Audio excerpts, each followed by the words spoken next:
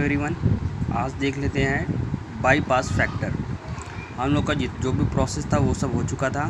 अब आते हैं डिज़ाइन फैक्टर, यानी कि जब हम किसी भी रेफ्रिजरेशन या एयर कंडीशनिंग की डिज़ाइन करते हैं तो क्या क्या चीज़ ध्यान में रखते हैं। तो पहला है उसमें बाईपास फैक्टर, यानी कि बाईपास फैक्टर एक तरह की वो एयर है जो हमारे कॉइल के कांटेक्ट में नहीं आती है।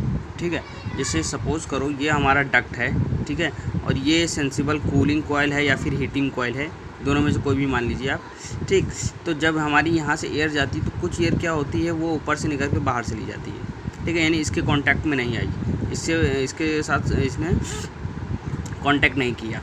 और कुछ एयर जो होती है जो इससे बचती है वो इसके कांटेक्ट में आती है, और फिर जब एग्ज़िट होती है, बाहर निकलती है, तो दोनों आपस में मिलके बाहर निकल जाती है। ठीक है, तो हमें बस जो एयर इसके कांटेक्ट में नहीं है ये उसी को हम लोग बोलते हैं बाईपास फैक्टर। अब ये निकालने का तरीका होता है कि क्या होता है कि जो मान लीजिए यहाँ पे इंथैल्पी है, जितनी किस पे कॉइल पे इंथैल्पी है। ठीक है, कॉइल पे इंथैल्पी दो तरह से आएगी, एक्स से और 1 - x से। ठीक, और दूसरी इंथैल्पी कौन सी होगी, जो इंथैल्पी हमारी बाहर मिल रही है।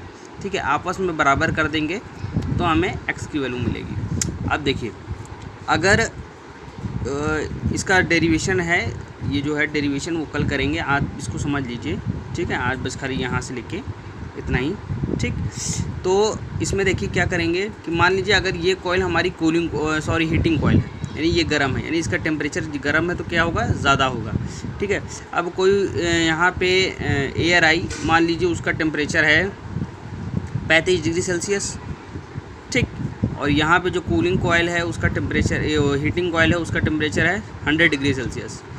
तो यहाँ से जब ये पास होकर निकलेगी तो ये लगभग कितनी हो जाएगी, यहाँ पे 35 है तो 100 डिग्री सेल्सियस है, तो मतलब इस 100 डिग्री सेल्सियस से तो कम ही होगी।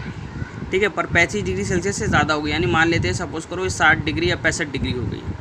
ठीक, तो एक चीज़ समझ में आई, जब यहाँ पे हीटिंग कॉइल होगी तो ये जो हमारा TD2 टेम्परेचर है, ठीक है, वो हमारा छोटा होगा किससे, हीटिंग कॉइल के टेम्परेचर से, यानी TD3। हीटिंग कॉइल का टेम्परेचर मान लेते हैं TD3 है। ठीक है, और यहाँ का टेम्परेचर TD2 है, यानी कि जब हीटिंग कॉइल होगी तो यहाँ का टेम्परेचर कम होगा, ये ज़्यादा होगा।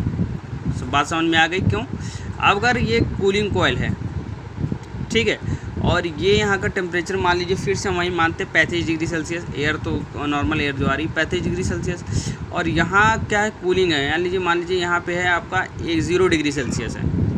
0 डिग्री सेल्सियस में बर्फ़ जमना चाहिए, मान लीजिए 2 डिग्री सेल्सियस है, यहाँ पे कूलिंग एकदम चिल वाटर है। ठीक है, तो 2 डिग्री सेल्सियस है और ये 35 डिग्री सेल्सियस है। तो यहाँ से अब जो एयर जाएगी वो क्या हो जाएगी आपकी, ये लगभग होगी 35 है तो कम से कम ये आएगी आपकी 30 या 25 डिग्री से, यानी कि यहाँ पे अब जो एयर आएगी वो आएगी जो TD2 वो ज़्यादा होगी किससे, TD3 से। इसका तो 2 है तो ये आ रही 25, तो यानी कुछ ना कुछ ये ज़्यादा होगी TD2 से, यानी कूलिंग कॉइल में ये ज़्यादा होगी।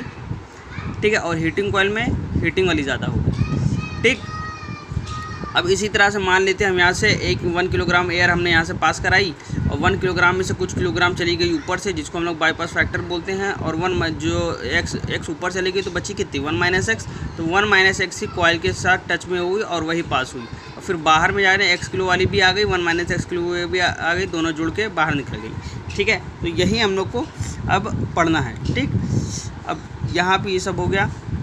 इस प्रकार बाईपास होने वाली एयर की मात्रा कॉइल की बनावट और वायु की स्पीड पर निर्भर करती है। ठीक है, यानी कि जो अगर बाईपास एयर है, यानी एक्स की मात्रा वो किस पर डिपेंड करती है कि कितनी स्पीड से एयर जा रही है, और जो हमारी कॉइल है उसकी बनावट कैसी है। ठीक है, एयर की ये बाईपास फैक्टर द्वारा व्यक्त किया जाता है। अच्छा, यही जो बाईपास हो रहा है इसी को हम लोग बाईपास से रिप्रेजेंट करते हैं, वो तो मैं बता ही चुका हूँ। ठीक है, इसका ग्राफ कुछ इस तरह से बनता है, ये है। ठीक, इसका ये डेरिवेशन है, इसको मैं कल समझाऊंगा आपको। ठीक है, आज के लिए इतना ही। ठीक, यहाँ तक, थैंक यू।